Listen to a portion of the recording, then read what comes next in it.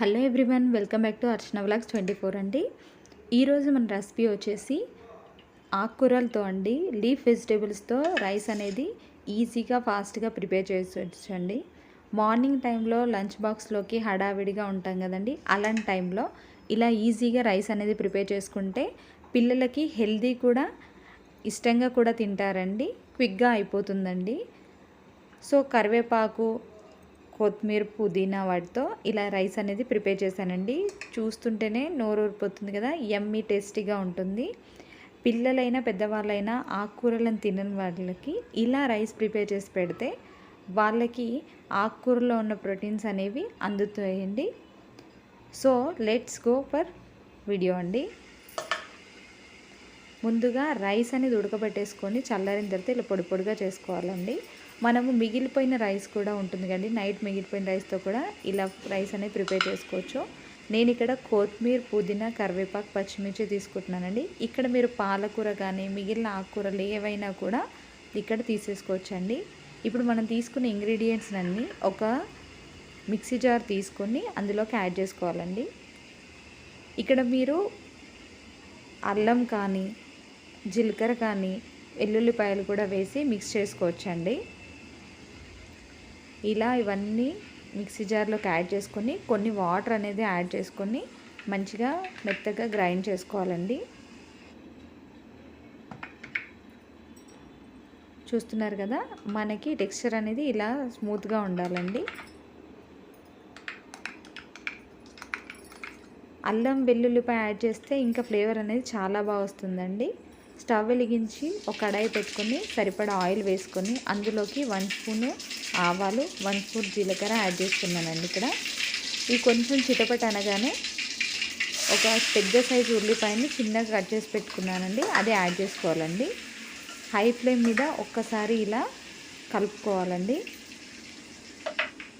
ఇలా కలిపిన వాటిలోకి 1 స్పూను సాజీరా అండి, ఒక బగారాకు, కొంచెం ఫ్లేవర్ కోసం దాల్చిన చెక్క అండి వేసేసుకొని కలుపుకోవాలండి.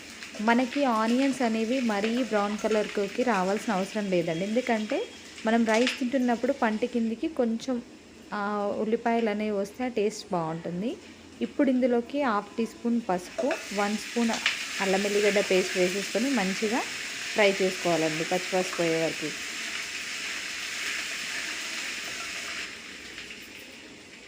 ఇలా ఫ్రై చేసుకున్న తర్వాత ఇందులోకి మనం ముందుగా పేస్ట్ చేసి పెట్టుకున్నాం కదా, ఆకుకూరల పేస్ట్ అనేది యాడ్ చేసుకోవాలండి.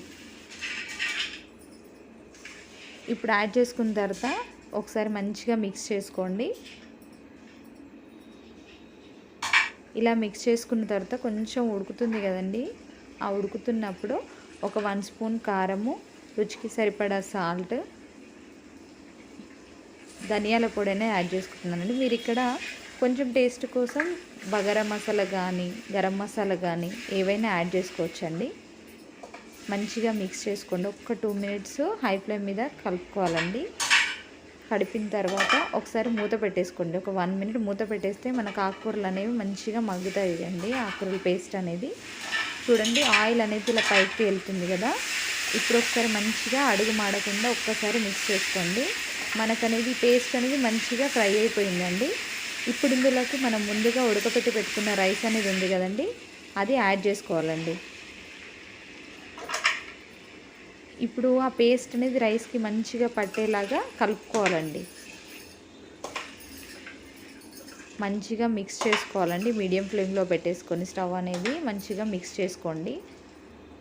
ఆకుకూర పేస్ట్ అనేది రైస్కి మంచిగా పట్టేసుకోవాలండి. ఇలా మంచి కలుపుకున్నాక ఒక్క 2 మినిట్స్ మూత పెట్టేసుకోండి. 2 మినిట్స్ తర్వాత మనకు రైస్ అనేది మంచిగా పేస్ట్ అనేది రైస్కి పట్టేస్తుందండి. ఫ్లేవర్ కూడా మంచిగా స్మెల్ వస్తుందండి.